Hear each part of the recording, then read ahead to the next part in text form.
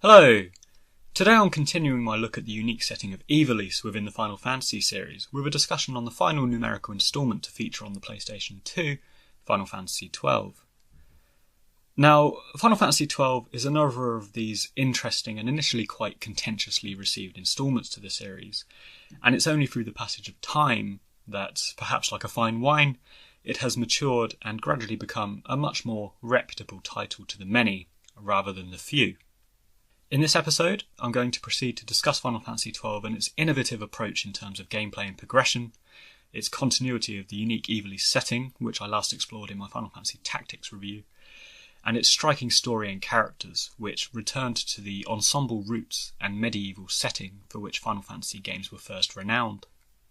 So, to begin this discourse with a little bit of context around the release and the initial reception of Final Fantasy XII, I think back in 2006 it suffered from the expectations set by Square's own marketing team. In the wake of the comparatively linear Final Fantasy X and the questionably numerical MMO Final Fantasy XI, many fans were beginning to question the trajectory of the series in its increasing departure from traditional JRPG conventions. In response to this, series veterans and Square's marketing repeatedly claimed that 12 would be a return to the narrative-driven golden age of Final Fantasy past, which naturally stirred up expectations among fans that perhaps we'd see a return to a brooding protagonist, some form of existential dilemma going on, and a traditional turn-based combat system.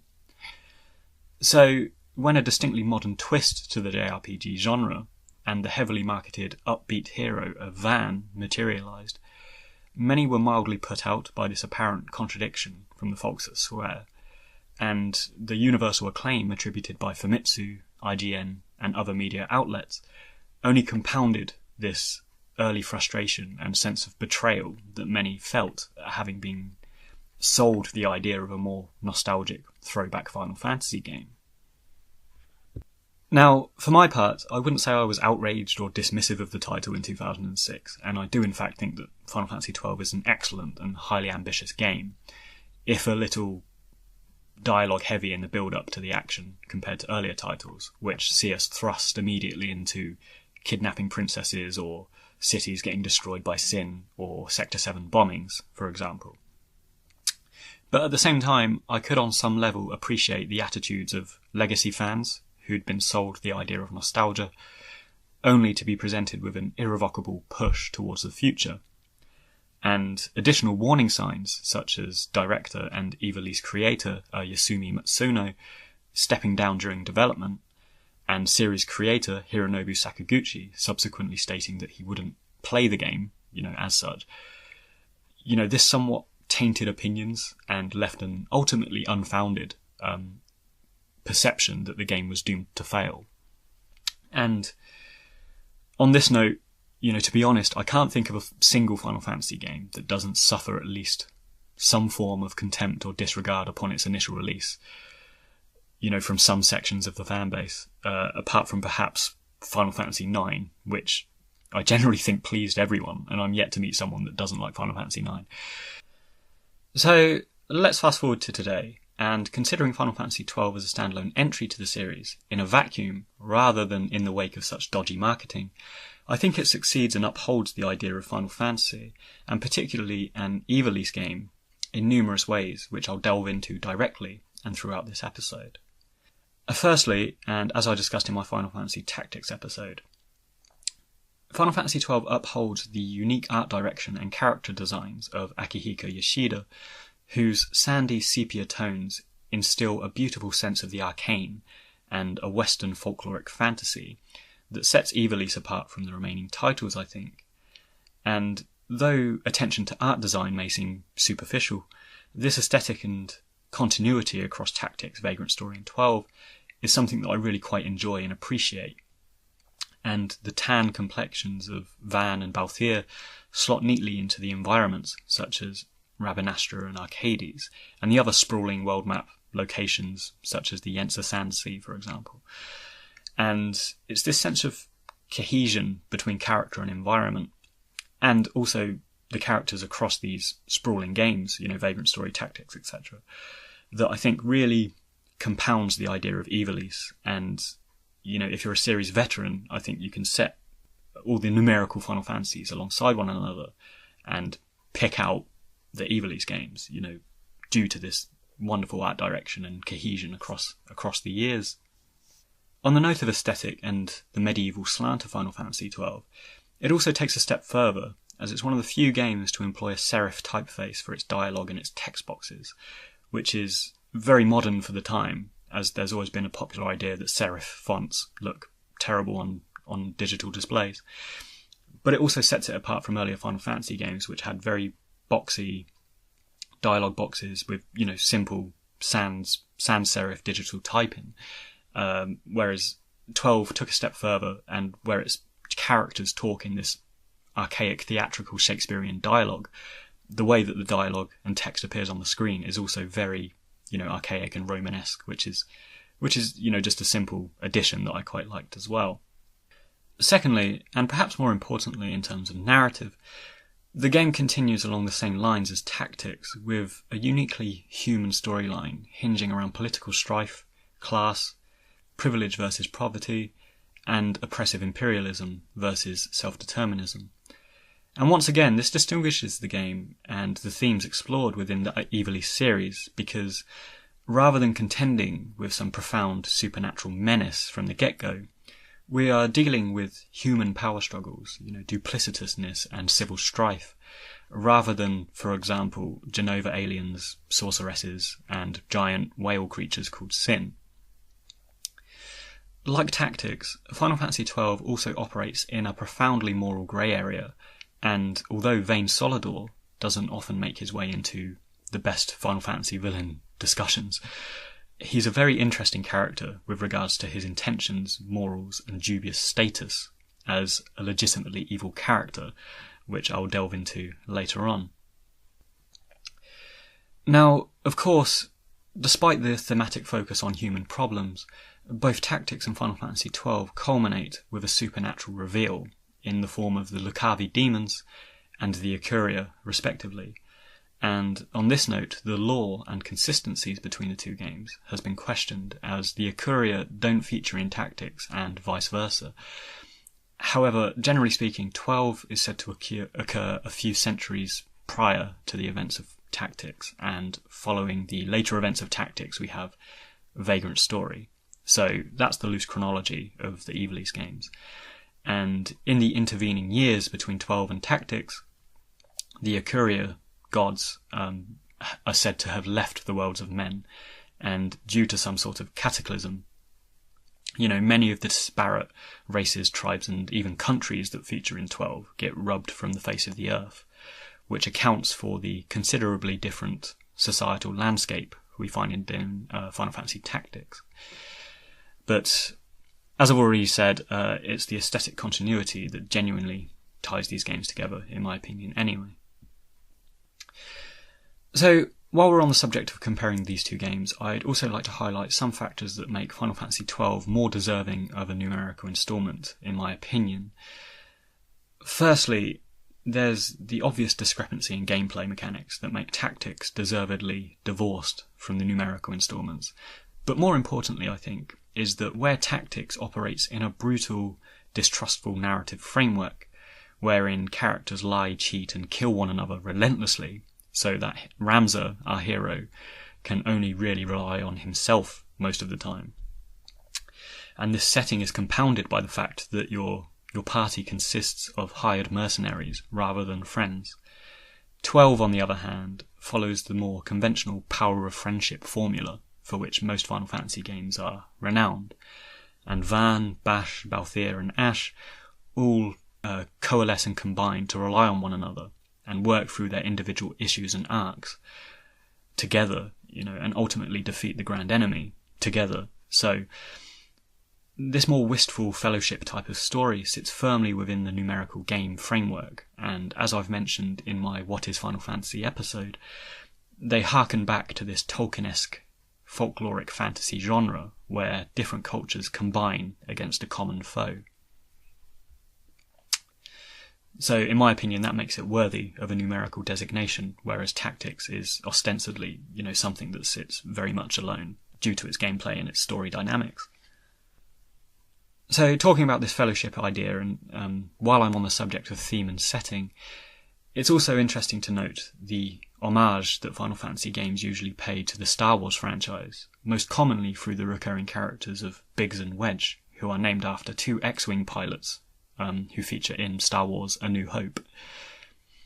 However, when Final Fantasy XII was first released, many fans felt that this homage had been dialed up to 11,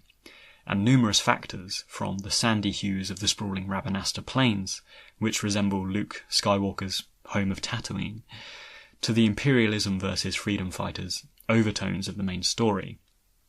and the range of the strange aliens and races that we encounter. Many said that these aren't too dissimilar from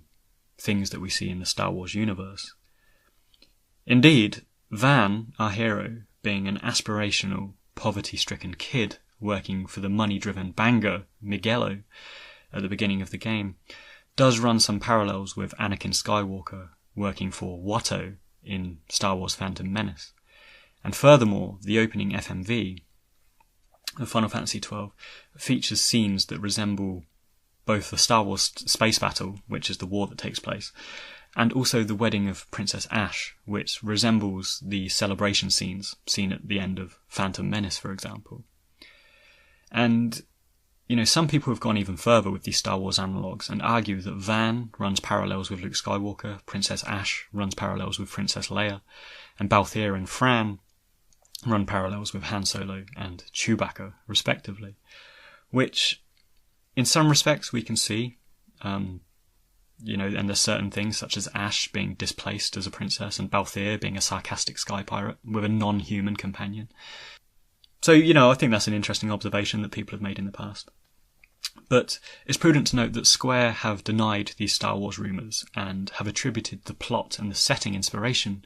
to Akira Kurosawa's 1958 film, The Hidden Fortress. But one thing that's very interesting to note about this is that The Hidden Fortress is a movie that did inspire George Lucas, particularly with his storyline for The Phantom Menace. So it's just another one of these interesting cyclical loops of influence and inspiration that tends to go on, across certain media types. And particularly we see it in Final Fantasy with Star Wars, Studio Ghibli, and Lord of the Rings, which I think, kind of loop in their inspiration throughout the Final Fantasy games. Now, moving on with the setting and the opening gambit of this sprawling Ivalice story, Final Fantasy XII returns to a narrative convention that has been absent for a while in Final Fantasy, which is that of having an opening prologue. Final Fantasy VII, Final Fantasy VIII, Final Fantasy IX, and partially Final Fantasy X were revelatory for jumping in at the deep end and throwing the player into the flux of some exciting action or event. Such as the reactor bombing, the seed exam, the kidnapping of Princess Garnet. And what they did is they threw us into these strange, ambiguous scenarios and basically let the players figure out the world and the setting, as they went along, through dialogue. Like earlier titles, such as Final Fantasy VI and Final Fantasy Tactics, Final Fantasy XII relies on a prologue to set the scene, which is delivered through the voiceover of Marquis Helim Ondor, who is a character that we see in the game. And basically he onboards the player with some background information on the geopolitical events and setting. Now, generally speaking, the art of showing and not telling is considered more valued and more cultivated as a narrative device, as it embeds the audience in the story and provides a more immersive and organic experience of discovering a fictional world. And you're right there with the characters such as Cloud Strife or Squall Leonhardt, trying to figure out these tense and unclear scenarios until the wider context is revealed to you. And by comparison, the act of voiceover and prologue is a much more fairy tale-esque way of telling a story along the lines of, the Once Upon a Time format. And in the instance of Final Fantasy XII, we literally have a storybook opening at the beginning of the game, reading out this setting and political event to us, which some would argue is a less immersive plot device and more detaching for the player. But on the other hand, rather than controlling a hero outsider who discovers the world alongside the player, such as Tidus falling into Spira, which is a fantastic example of that. Final Fantasy XII sees us control characters who are familiar with the Empire, and they're familiar with the war and the oppression of the people. And so to frame these events with a prologue is somewhat necessary to onboard and educate the player with the political and societal context, which, again, some literary types would regard as poor storytelling and front-loading too much information, but others, including myself, don't mind so much if it's done sparingly and eloquently.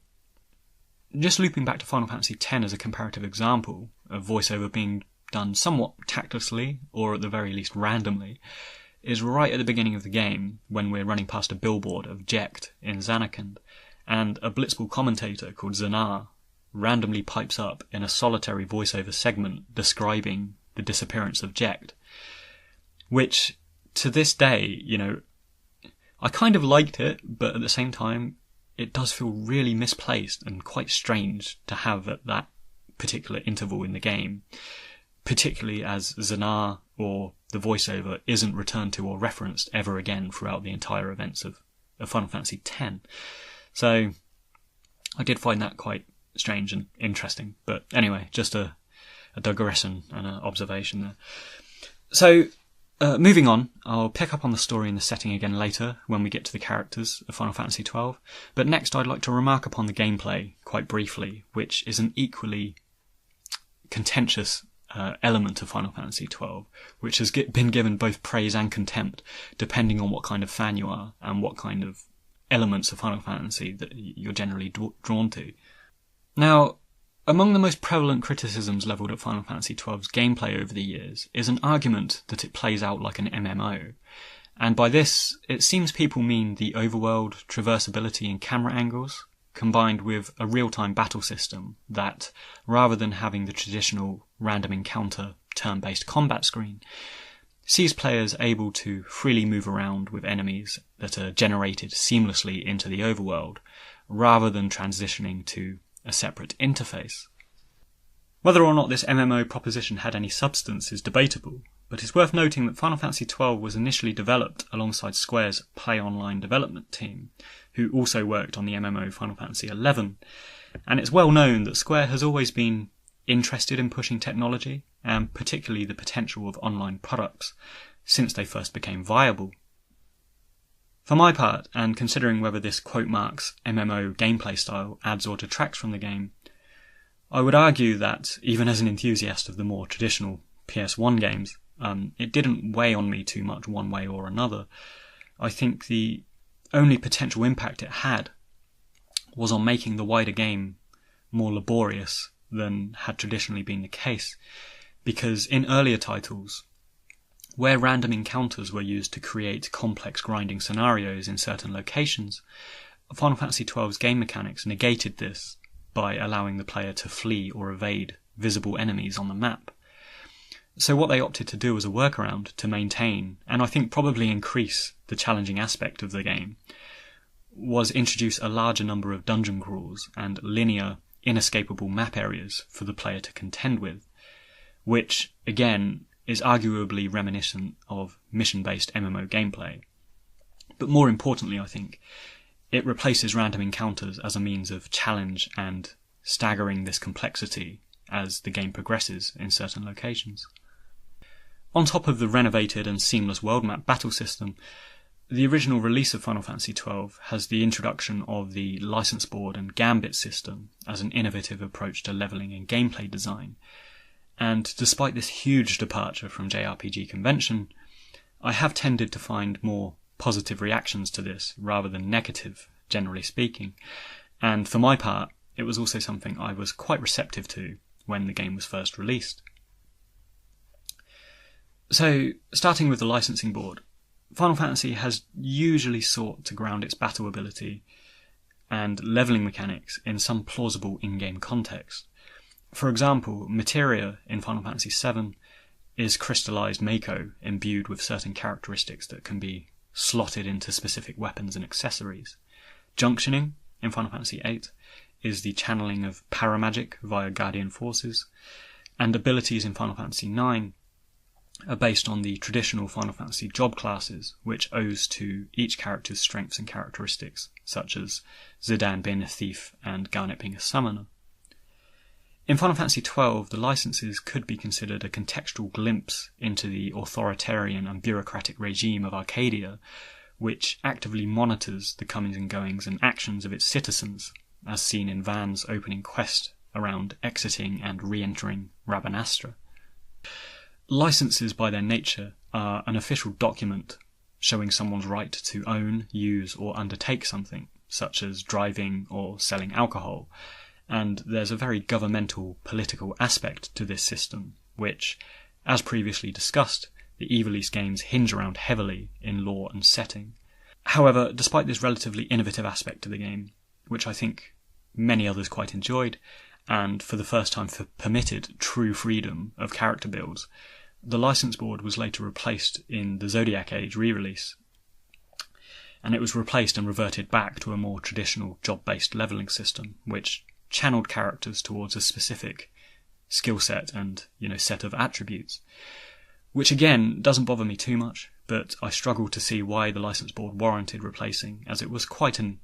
interesting innovation, to the game, in my opinion. Moving on to Gambits, these are another innovative aspect of the gameplay, and the media latched onto this upon Final Fantasy XII's initial release, calling it the game that you could watch instead of play, owing to the automation of the Gambit system, which complemented the real-time battle mechanics. Now, the Gambit system is something I liked, but was much easier said than done when it came right down to it. It's quite easy to slip into the trap of having your entire party heal itself or heal one another at the same time, or accidentally cast Blizzard on an enemy that's healed by Blizzard, and a myriad of other goofs that see you performing subpar if you don't set up your Gambits properly. So the Gambit system could absolutely benefit and streamline gameplay, but it took some strategic thinking to optimize on a party-by-party and a battle-by-battle basis to fully prove an asset and automatic aspect of your gameplay. But for my part, I really liked it, but I never achieved an expertise in utilising it beyond the standard attacking and healing fundamentals. But I absolutely see the benefit of it in a game that took a dramatic step away from turn-based traditional JRPG gaming and required a more instantaneous and responsive means of playing. So, to conclude on the fundamentals of gameplay, Final Fantasy XII was an ambitious, challenging and profoundly different source of Final Fantasy upon its release, and it divided players, but was largely accepted for the freedom it gave, I think. The Zodiac Age dialed back on these innovative aspects to some degree, and made the game considerably easier and more accessible to those that required it,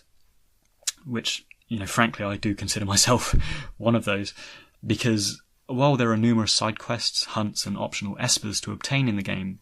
I can't say I achieved much beyond completing the main story, because I did find the dungeon crawls and the enemy scaling so hard to contend with at times.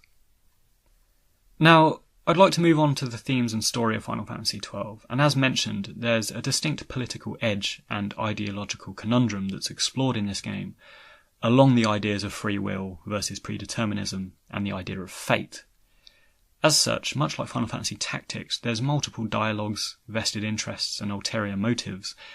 which take attention away from any one core character and place focus on the power struggle between ideologies rather than one character's journey. So this contrasts starkly with Final Fantasy VII, Final Fantasy VIII or Final Fantasy X, which clearly hinge around a single character's development within a wider story, and many detractors of Final Fantasy XII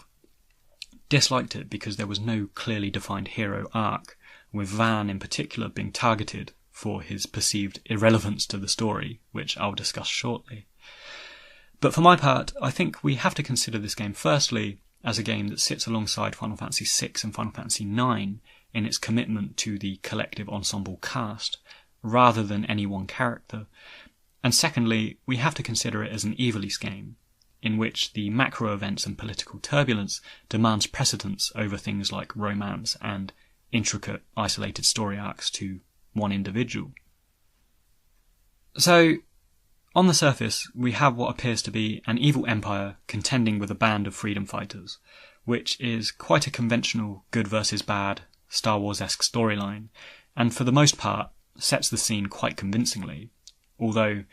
arguably some of the country and location names seem more confusing and interchangeable than earlier Final Fantasy games in my opinion, which owes to their Middle Eastern and comparatively unfamiliar etymological backdrop, which departs from the more Latin-inspired naming conventions of earlier titles. The political framework we operate in is quite interesting and draws heavily on traditional notions of dynastic monarchies, particularly those found in medieval Europe, but also ideas of republicanism, particularly those found in ancient Rome. And these two political ideologies are embodied by Dalmasca on the one hand and Arcadia on the other, which essentially conflict and inform aspects of the game and its surface-level political struggle. So Dalmasca is quite straightforward as a kingdom, and its misfortune at being a geographical flashpoint between the two warring empires of Rosaria and Arcadia are what draw it into the geopolitical conflict of the time,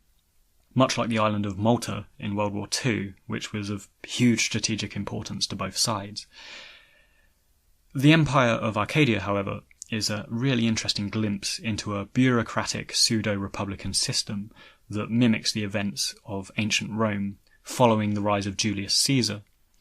Indeed, Vayne Solidor's rank within the elected Senate is that of consul, which is the same terminology used in ancient Rome for the cyclical leader of the Senate, and similar to the Roman Senate, which comprised entirely of nobles. Vayne, much like his father before him, gradually siphons power from them onto himself, to the extent that they are basically a mere formality rather than a representative arm of the Arcadian government. Again, similar to the effects of Caesar during his reign as consul and the gradual fall of the Republic. Within the Arcadian political system, we also have the armour-clad, visually striking judges, who are analogous to the generals and particularly the Praetorian Guard of ancient Rome. And much like the ancient generals, the judges essentially work as warrior bureaucrats and politicians. They exercise free reign and immense power, providing that they answer to the Senate and work to impose empirical expansion. And to this day, Roman generals such as Pompey, Sulla, Mark Antony and Caesar are known to us due to their profound feats in both war and politics that makes ancient Rome the intrigue of historical study that it still is today. Final Fantasy XII adapts these elements effectively into the world of Ivalice, and in numerous cutscenes we see judges plotting betrayals or righteous manoeuvres towards their chosen masters. And once again, it's an excellent display of Matsuno's Ivalice games and how characters and factions can't simply be halved into categories of good and bad, but rather each have their own ideals and intentions that often conflict with their official allegiances, with Judge Zagabath and Judge Drace being excellent examples of political infighting and personal agendas. Moving on from the political framework and drilling down to what's revealed as the story progresses, we find a philosophical conflict rather than a moral one. Like Final Fantasy Tactics, there's no distinct line between good versus bad in the macro sense, but rather we see the attempts of one man, Vayne Solidor, trying to break away from a literal and personified notion of predetermined fate and oppression, which is that of the supernatural Occurrier. And conversely, we see the attempts of Princess Ashe, who is chosen by the Fates, trying to avenge and restore her family status as a royal, using Occurrian artifacts such as the Dawn Shard, the Sun Crest, and the Sword of Kings to do so. So, this is quite interesting because we have the twofold conflict of republicanism versus monarchism, but also in tandem to these political conflicts, the ideals of free will embodied by Vayne versus determinism embodied by Ashe and the Occurrier. And this is doubly interesting because it somewhat subverts the common hero versus villain tropes, which sees heroes fighting for freedom against the villainous oppression, which is only the surface level political dispute in Final Fantasy XII, but the larger philosophical war is somewhat debatable, and I've seen numerous comments online over the years that actually argue Vayne is a tragic, misunderstood hero, and Ash is a mere puppet of these supernatural oppressors that is unwittingly working for the true villains, who are the Ocuria. Now, I won't labour on this point, but I think this aspect of Final Fantasy XII opens into an intriguing philosophical debate, because you could question whether the Ocuria controlling events is inherently bad, or whether Vayne's pursuit of free will is inherently good. Despite their harrowing appearance, could we suppose that the Ocuria are actually virtuous, kindly fates, rather than oppressors? And conversely, do the ends really justify the means in Vayne's ruthless pursuit of freedom? And are his intentions even really that pure? Because, of course, he does seek this so-called freedom, but he wishes to do so by becoming a dynast king, which seems like quite a tyrannical, dictatorial thing for him to do. So, the Ocuria themselves, they're not omnipotent, flawless beings, but rather they have their own internal conflicts, much like the gods found in Greek mythology. Their leader, Gabranth, is manipulating Ash into seeking power, but conversely the rogue Ocuria, Vayne, aligns with Cid and Vayne in the hopes of freeing mankind from his supernatural contemporaries. So, what do we take from all of this? In my opinion, I think it simply means that Final Fantasy XII has a very layered and interpretable conundrum of story that is a fine example of how Matsuno's Ivalice universe operates, and it operates outside of these accepted narrative conventions of good versus bad, and is infinitely more interpretable by fans and players alike. So, while we're on the topic of these central conflicts, it's prudent to mention the recurring square trope of technological innovation disturbing a natural equilibrium. As we've previously seen, the Magitech of Final Fantasy VI, the Mako processing of Final Fantasy VII, the Black Mage constructions of Final Fantasy IX, and the Forbidden Machina of Final Fantasy X, there's always a component of science and technology that threatens or otherwise impacts the world as we know it. In the case of Final Fantasy XII, Vayne furnishes Cid with the Nephesite and subsequently the knowledge of how to synthesize Nephesite, and thus the threat of technology through its manipulation of nature is once again explored uniquely through the secondary antagonist of Dr. Cid. So, let's take a step forward from the macro events here and focus on the characters that comprise our party. Much like Final Fantasy Tactics, Final Fantasy XII deals subtly with the idea of class, and our main party originate in different places within the political spectrum and the social strata of Ivalice. And incidentally, most characters in our party have, for whatever reason, been ejected from their established place within the social hierarchy, such as Bash being a disgraced knight, Fran leaving the wood, Van being orphaned, and etc. Basically, each are outcast into this motley group that muddles through the game events together. So, first of the characters that I'd like to discuss is the somewhat controversial character of Van, because being an Aladdin-esque street urchin, he's the lowest denomination on the social spectrum and represents the poverty-stricken, oppressed people of the Damascan peasantry.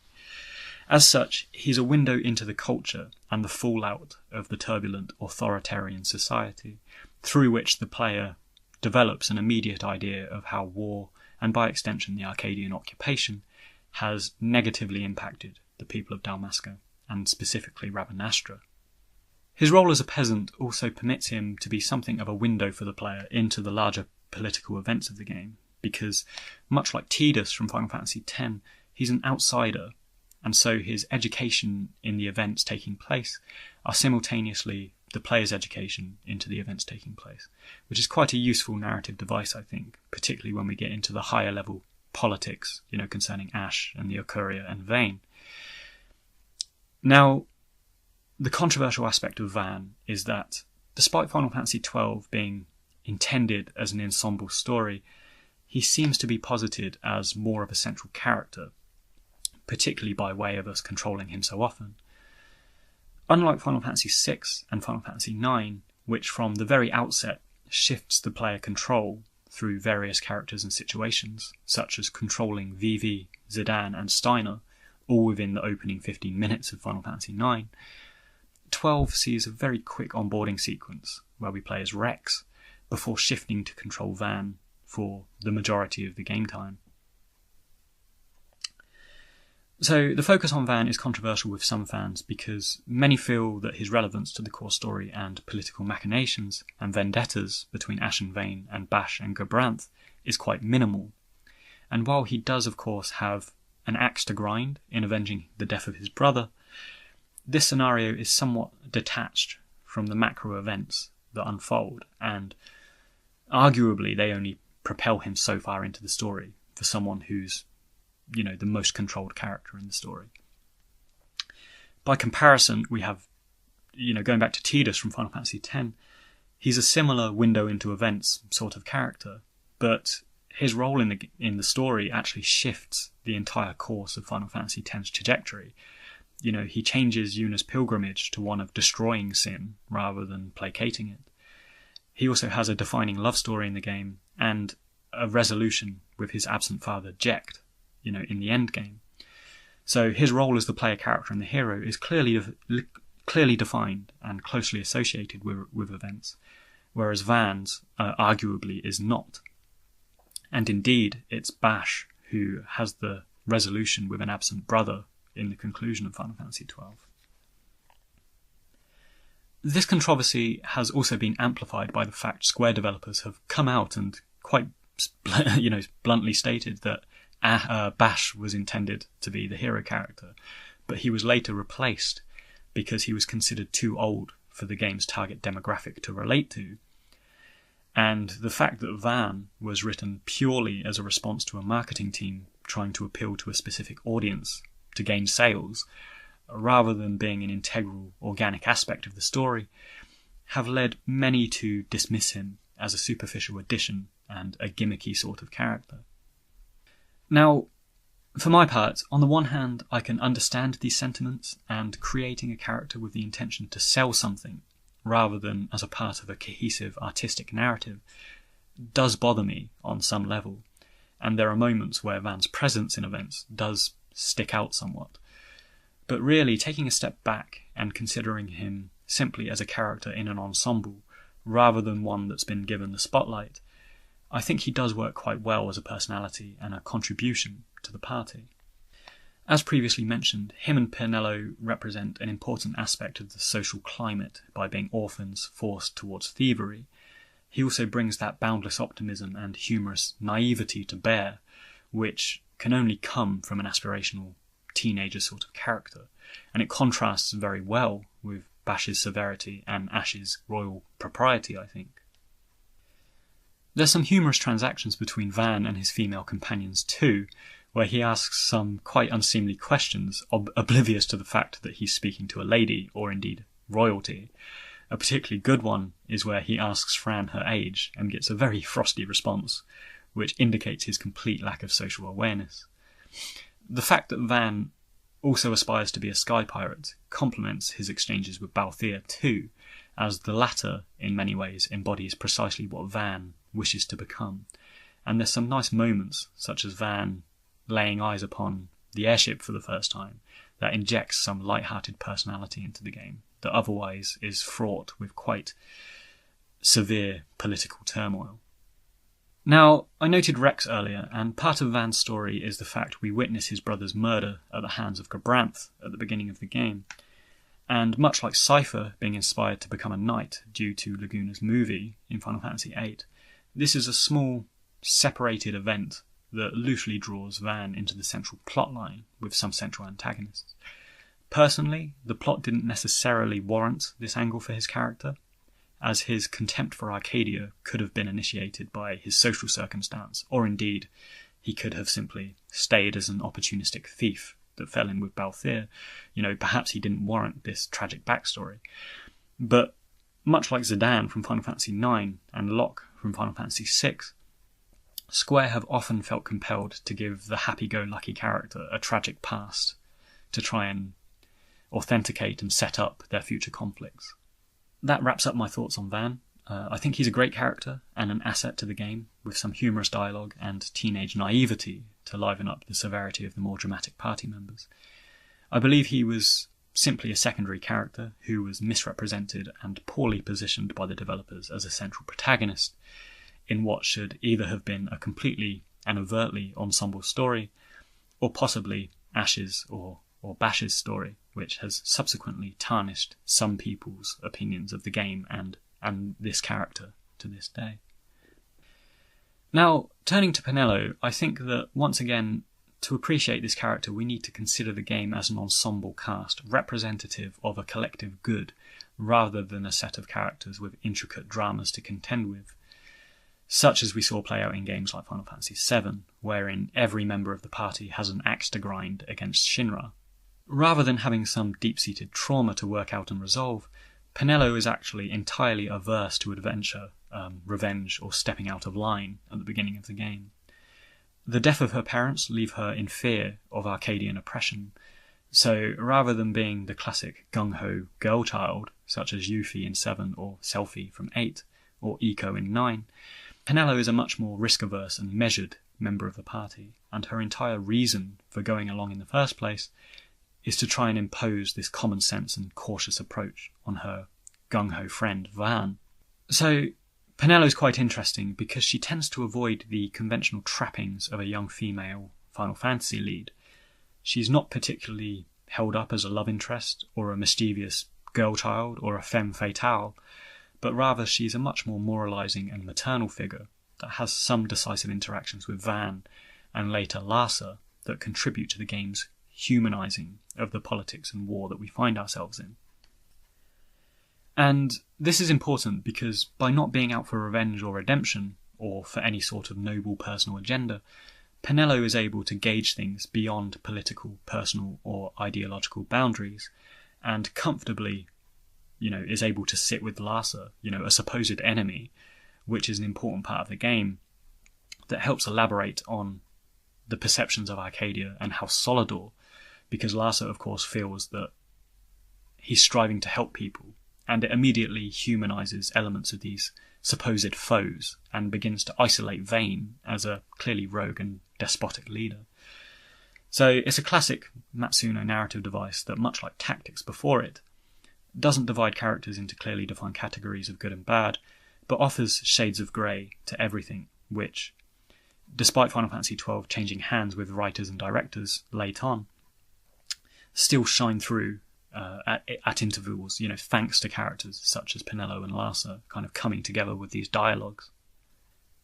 Now, as we've noted, Penelo is somewhat divorced from the macro politics of Final Fantasy XII, and more cynical fans would argue she's less relevant to the plot, even than Vayne.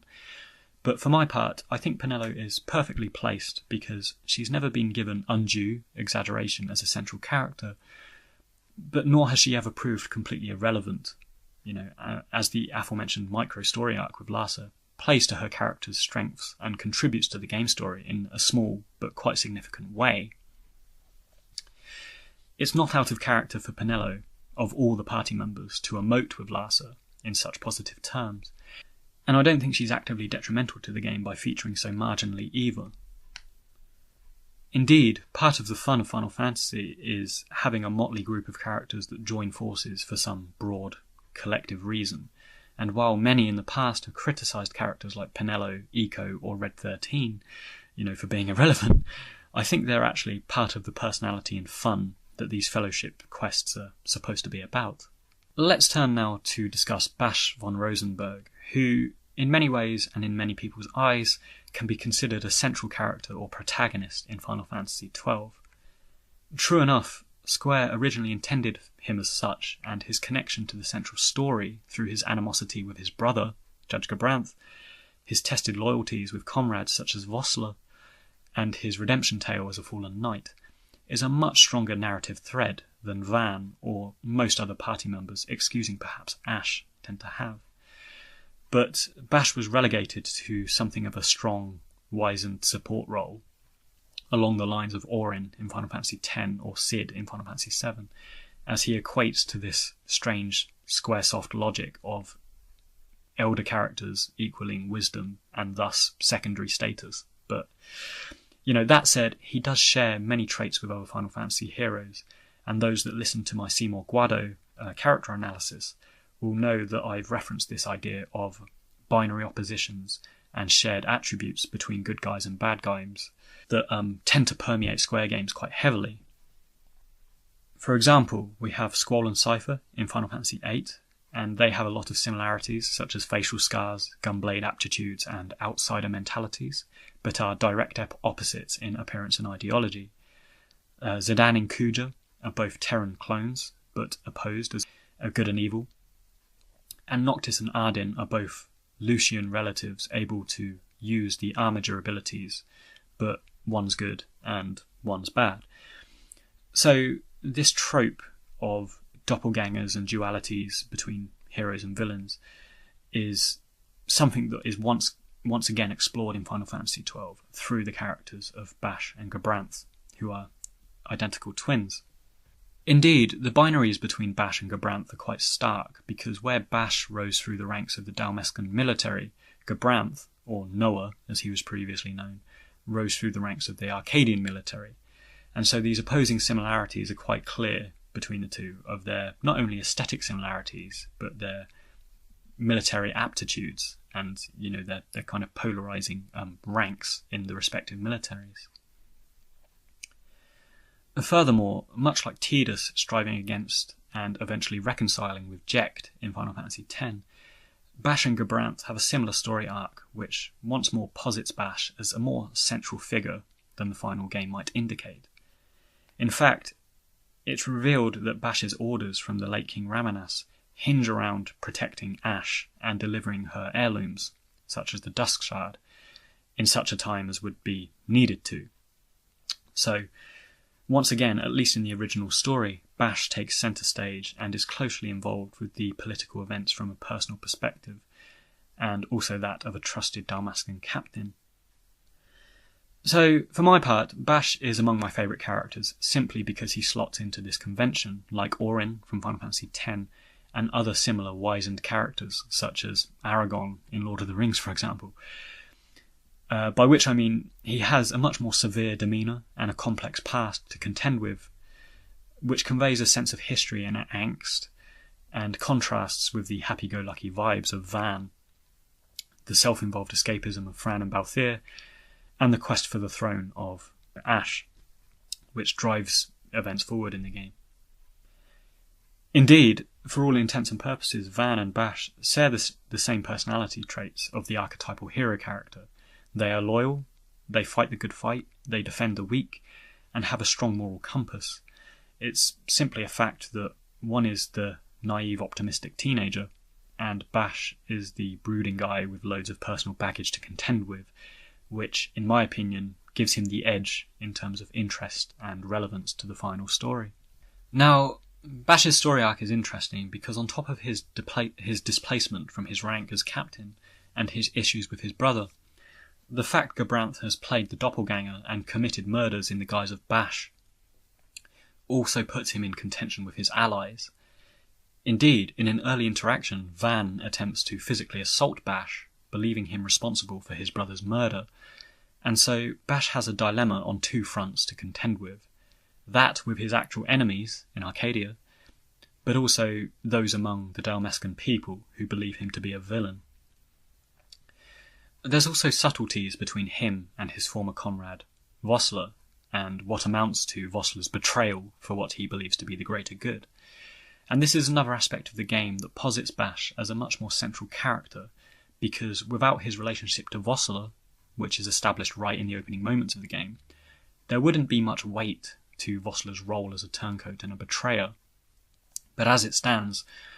I actually felt quite slighted personally by Vossler's action, because I'd warmed to this camaraderie between Vossler and Basch, up until that point in the game. So I think that was quite a nice narrative twist by the developers there. So again, the shift in focus to Vayne left potential elements of Bash's story unrealised, but it's clear that his, along with Ash's story, is about reclaiming one's place and status within the social political order,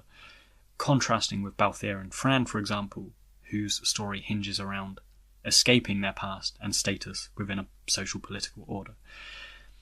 The fact we see Bash during the game events go from a competent captain to an emaciated, half-starved prisoner and climb back again whilst maintaining this sense of honour and dignity, brilliantly conveyed through his dialogue and voice acting, I think really distinguish him within the party. And it's worth noting that Square had in fact planned a spin-off action game starring Bash with the working title of Fortress, which was sadly cancelled due to artistic disputes with their Dutch subcontractors. So, in all, it's interesting to continually debate how you might consider Bash. Is he an unrealised hero character shunted aside due to Vayne?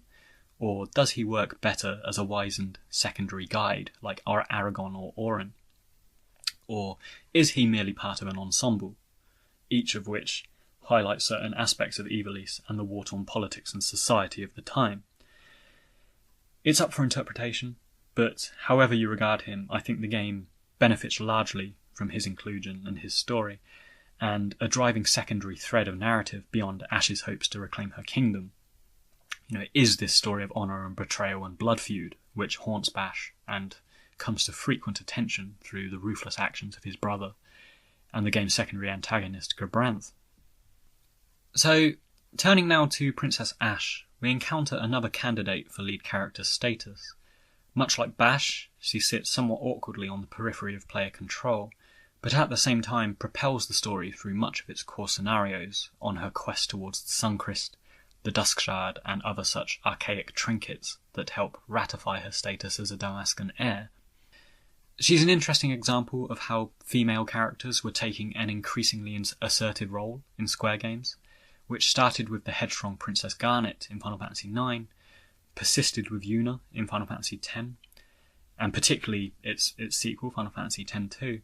and would be fully realised with the character of Lightning in Final Fantasy XIII. So Ash is this interesting middle ground between the genuine female lead to come and the increasingly forthright, assertive and non-sexualised, non-damsel-in-distress females that had featured in previous Square games. Now,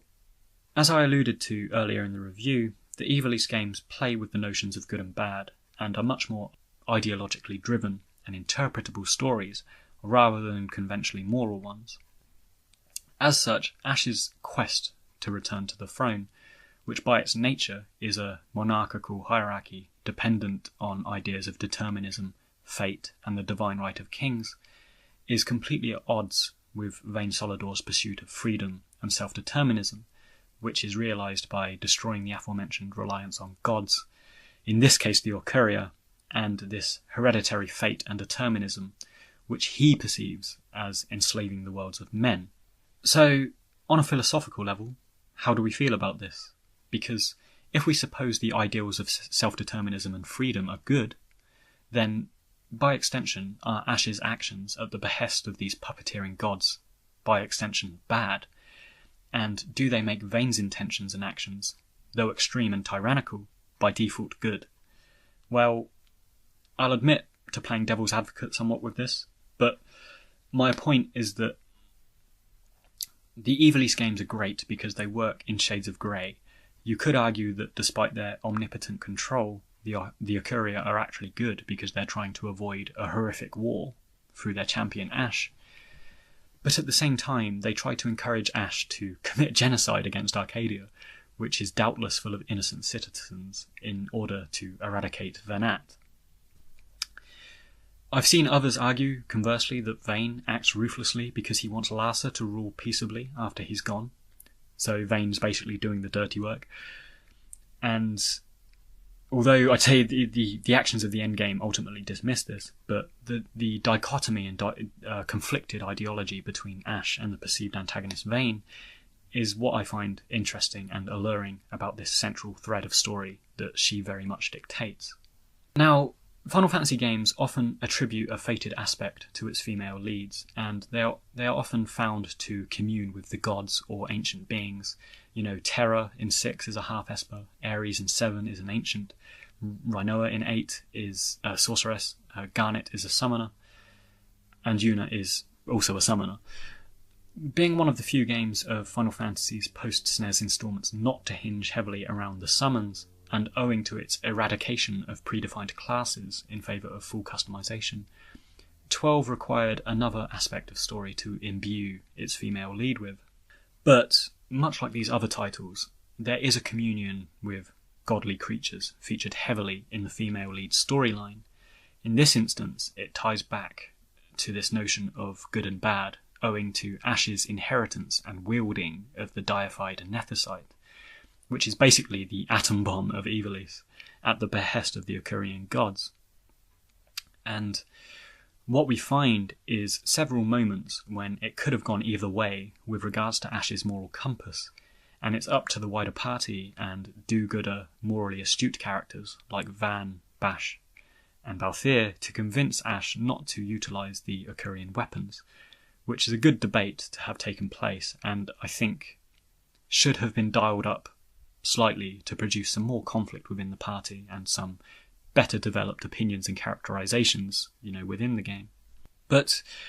suffice to say, Ash, much like Delita in Final Fantasy Tactics, is a very interesting character because she holds the fate of nations in her hands, and the question of whether the ends justify the means, and whether the obscure line between justice and revenge will be crossed, is something that persists and conflicts in her for a good deal of the game.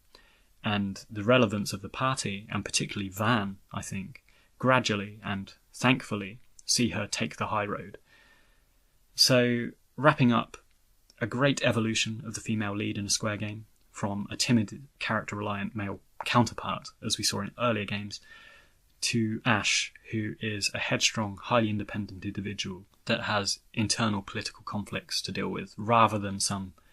prevalent love story, which is a welcome break from the norm, I think. Moving on to discuss Balthier now. He's another character that some regard as a hero to the story, and while I personally don't feel his centrality is on a par with Ash, he is certainly inadvertently tied to events more than initially thought. And he has a couple of reveals with the discovery that the eccentric secondary antagonist Dr. Sid is his father, and also his former life as an Arcadian judge. Now, unlike Ash or Basch, who are fighting to restore their past status, Balthier is quite to the contrary, fighting to escape his past. He feels a degree of shame about both his father and his role as a high-ranking Arcadian official,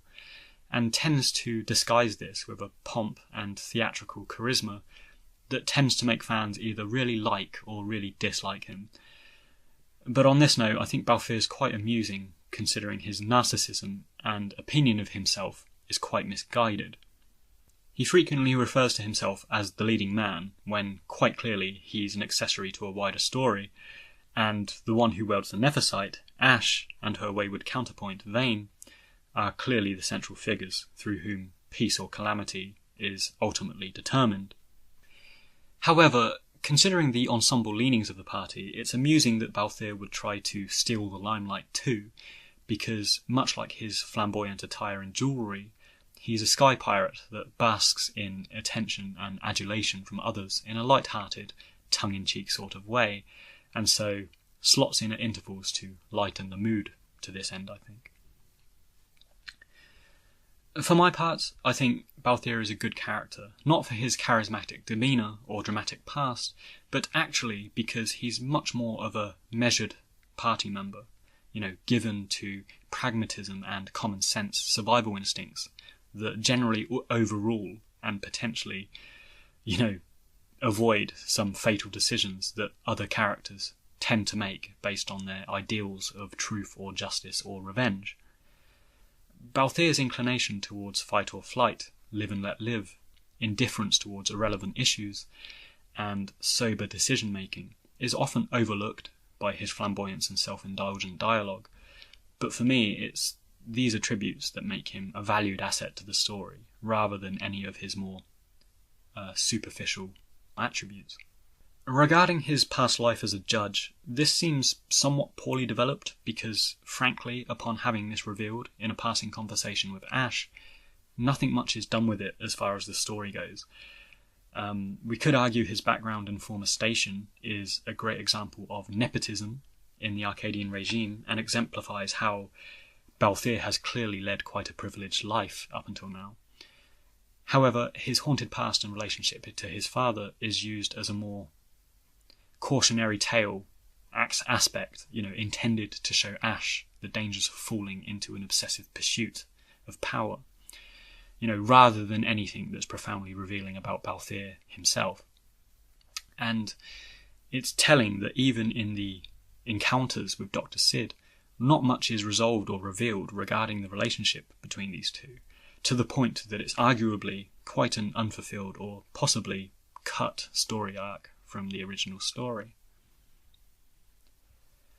Finally, regarding unfulfilled feelings, it seems at regular intervals the player is baited with dialogue and innuendo that there's some amorous feelings between Balthier and Fran, and much subsequent speculation has emerged about the nature of this bizarre interspecies relationship. And I don't personally have an opinion on the matter myself, but suffice to say, Balthier's use of innuendo and more questionable dialogue, such as stating Fran doesn't like to be tied up, is quite hilarious. But whether you'd consider them partners or something more, the dynamic between them, particularly culminating at the top of Pharos towards the end of the game, is particularly warming, I think, and enjoyable for the game. So, on that note, let's turn from Balthier to Fran now and consider the obligatory non-human character, which traditionally blesses the Final Fantasy party. Much like Red 13 from 7, Quina from 9, or Kimari from 10, Fran follows the recurring trope of representing a marginalised or underrepresented and often oppressed race within a given Final Fantasy world. The secretive woodland Viera are one of the multitude of creatures found in Final Fantasy XII, and their enigmatic, intelligent nature, delicate build, and predilection towards bows and arrows see them correlative and, in my opinion, strongly inspired by the elves found in Western folklore, and particularly the sort that are characterised by J.R.R. Tolkien in The Hobbit and his Lord of the Rings series. However, that said, the inspiration for Fran and Vera may also stem from a more obscure Japanese origin too, and while this is purely my speculative, subjective observation, there's a 90s anime show called Outlaw Star, which was somewhat obscured and forgotten due to the similar but newer and flashier series Cowboy Bebop, and it hinged around space pirates and also featured a strange cat-like creature called Aisha Clan, who was partially sexualized but overtly a violent sky pirate who leaves her homeworld in search of redemption. And this character looks remarkably similar to Fran, and on top of this, when angered, Aisha would also go uncontrollably berserk and transform into a beast against her will, which once again runs parallels with Fran's reaction to the mist during the events of Final Fantasy XII, and it made me wonder if their research into popular sky pirate franchises might have led square to this obscure 90s curio. Anyway, turning to the events of Final Fantasy XII, Fran proves quite an unobtrusive and reserved sort of character. She speaks when she feels it's necessary and works with the same pragmatism that Balthier has, and it makes them work quite well as a duo, I think. I touched on this whole ambiguous relationship episode with Balthier, but personally I like the ambiguity of it,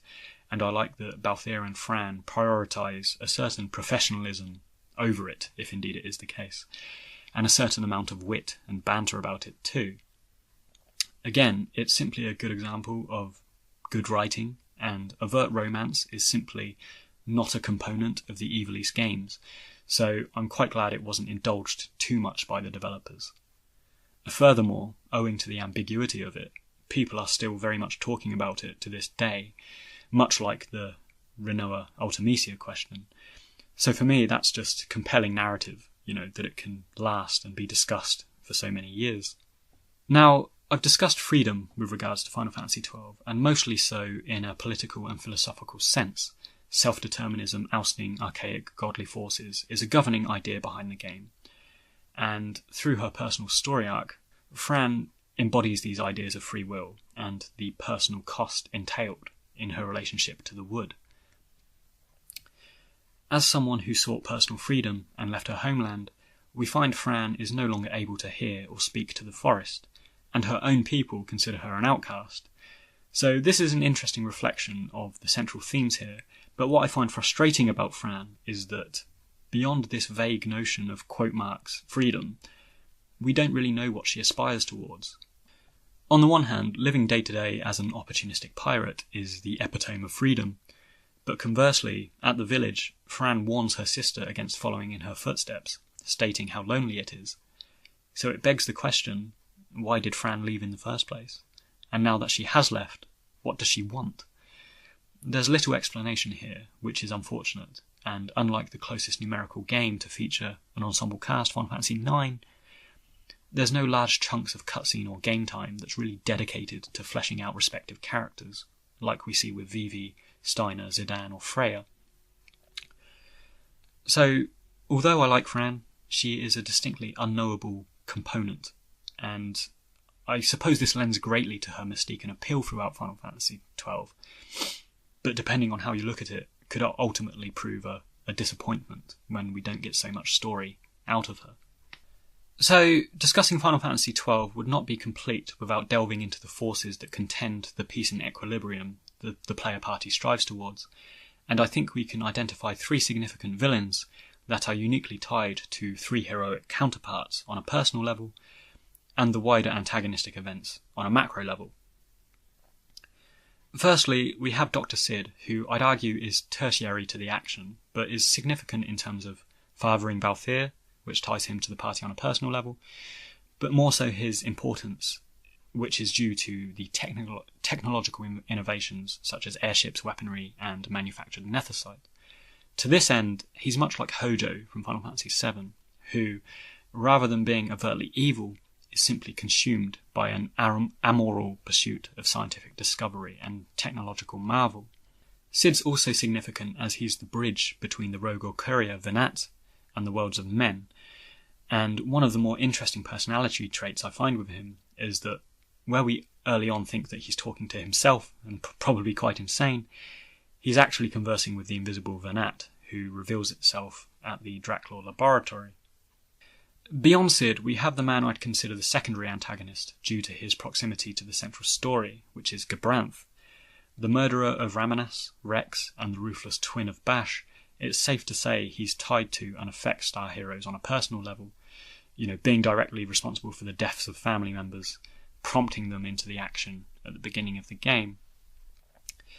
As such, Gabranth is an interesting guy and probably warrants an episode of his own, because much like Cypher from Final Fantasy VIII, or Zalbag from Final Fantasy Tactics, he has a fierce sense of loyalty, but it's simply offered to forces that contend with the ideals of the main party. He's certainly ruthless and morally wayward in many ways, but many of his actions are interpretable depending on player opinion, and the apex of his story arc sees an attempt at redemption through self-sacrifice, which is contrary to many of his earlier actions, particularly the execution of Judge Drace, who he reluctantly murders to placate a suspicious Vayne. So, much to consider around Gabranth that I'm interested to throw open as a discussion point, because some people love him, some people hate him, and I think there's equal evidence to support both of these opinions. Now, however, I want to shift focus onto Vayne, who is ultimately the antagonist we primarily face down at the end of the game. And as I've alluded to, his status as a villain could be debated in a broad philosophical sense, which is one of the intrigues of Vayne, and how, despite him rarely cracking the top 5 of people's favourite villains, where he's up against personalities like Kefka and Sephiroth, he persists for me as one of the most interesting Final Fantasy antagonists I've encountered. Broadly speaking, Vayne's motives throughout the game are to emancipate mankind from the Okurian gods, who determine the fates of worlds and men, and to use Vayne's words, he wants to allow man to keep his own history, and on the surface at least, this is Vayne's argument for his actions throughout the course of the game. Now, taking this at face value, the pursuit of free will and self-determinism is an overtly noble cause. Nobody likes to be dictated to or puppeteered at the whims of gods and fate, but many dissenters of Vayne feel that this noble agenda to give man the reins of history is merely a ruse to install himself as a tyrannical dictator in the form of the dynast king, so that he can essentially rule the world. So, with this in mind, and in keeping with notions of intention and ideology, there's two ways we can interpret Vayne's actions, and I'd like to do so by comparing him with two distinctly different Roman leaders, which is a civilization and a political system that I think Arcadia and Final Fantasy XII borrows from quite heavily. Firstly, if we were to consider Vayne of a fundamentally good-natured demeanour, genuinely wishing to reclaim power for the benefit of mankind and future generations, we could compare him to General Lucius Sulla, who was one of the most prestigious, skilled and controversial generals and politicians of the Roman Republic. Now,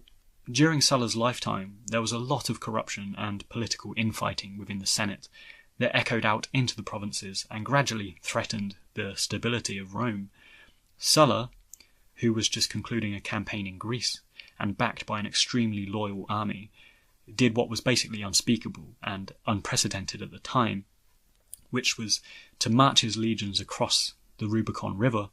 which was a symbolic marker on the outskirts of the capital, which no army was supposed to cross, and into the city of Rome to take control. Sulla did this twice in his lifetime and was made dictator of Rome, during which time he rigorously rooted out corruption, sorted out the Senate, and, for all intents and purposes, made things better. What is so remarkable about this guy, however, is that once he'd achieved all of these things, he handed power back to the Senate and stepped down into retirement, which simply isn't what history or most examples of a dictatorship shows men to do. And indeed, the term dictator, which today has connotations with fascism and evil, is actually a Roman idea which simply means leadership being temporarily handed to a single magistrate, particularly during times of war, during which they make the rules. And it's very similar to the tyrants of ancient Greece, which has equally taken on a negative connotation. But turning to Vayne, those that empathise with him generally see him along these lines, which is that he does everything overtly ruthlessly and violent and, tyrannically. He does these evil things, or questionable things, but he does it in order to improve the world, make it better, and hand it back to mankind, and perhaps to his brother Larsa, in a better state than how he inherited it. Rather than corrupt politicians, however, it's the Ocuria with whom he contends. Those that argue Vayne is evil, however, point to his narcissistic desire to be dynast king, his ruthless murders, including patricide, his disregard for the Senate, and the stoking of war as evidence, that he's basically out for himself under the guise of some metaphysical conquest and revolution in the name of mankind. And this is where the term dictator takes its more common negative connotation, and much like Julius Caesar, who shortly after Sulla installed himself as the consul of Rome and re-established the Roman dynasty of emperors, starting with his nephew Caesar Augustus, it's arguable that Vayne never intends to hand back control, but rather install himself indefinitely as the leader of men. So, turning to our second Roman leader I'd like to compare Vayne to, which is not Julius Caesar, but Emperor Nero, I find the negative perception of Vayne runs parallels with this guy's reign, which was underpinned by violence, senseless murders and oppression. Nero is renowned for murdering his wives along with his own mother, and was so ruthlessly oppressive that eventually his own Praetorian Guard renounced him and he killed himself before anyone else could. He's also accused of starting the Great Fire of Rome so that he could rebuild the city to his own taste, which owes to his being a strong patron of the arts and very keen on visuals, architecture and aesthetics. Turning to Vayne, we see that he too murders a parent. His rule is underpinned by violent oppression, and eventually his quote marks of Praetorian Guard, or judges, begin to turn against him, culminating in Gabranth's betrayal in the endgame. But where Nero was a patron of the arts, we also see evidence that Vayne is as well.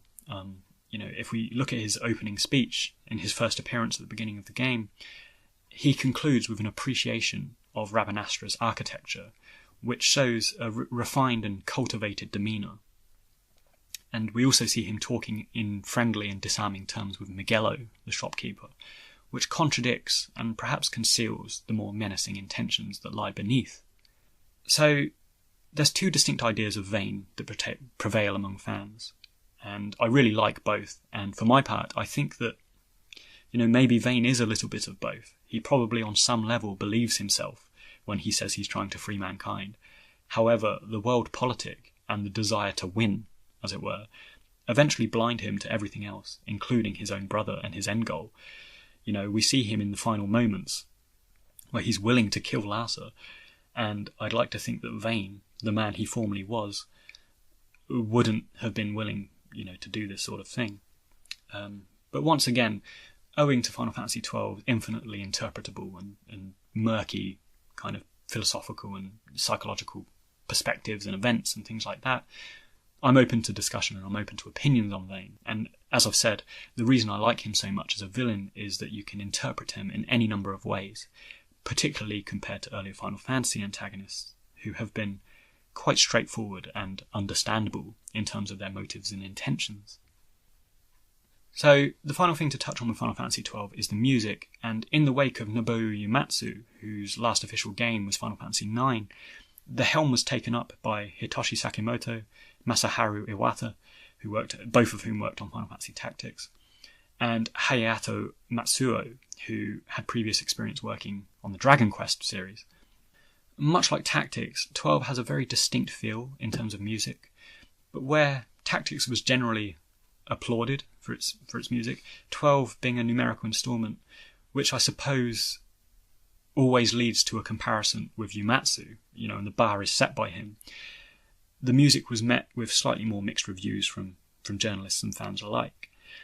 For my part, I like the soundtrack, and I found the wistful high fantasy leanings of it quite endearing and unique to this title. A prime example being the Dalmasca Esther Sound composition as you're traversing the world map. But on a purely personal level, I did find that the OST blended it into itself somewhat, and I can't particularly pick out any standout pieces or distinct tracks, as I play through the game, beyond the wonderful reworking of the Final Fantasy theme when you first load up the game, which I thought was fantastic. So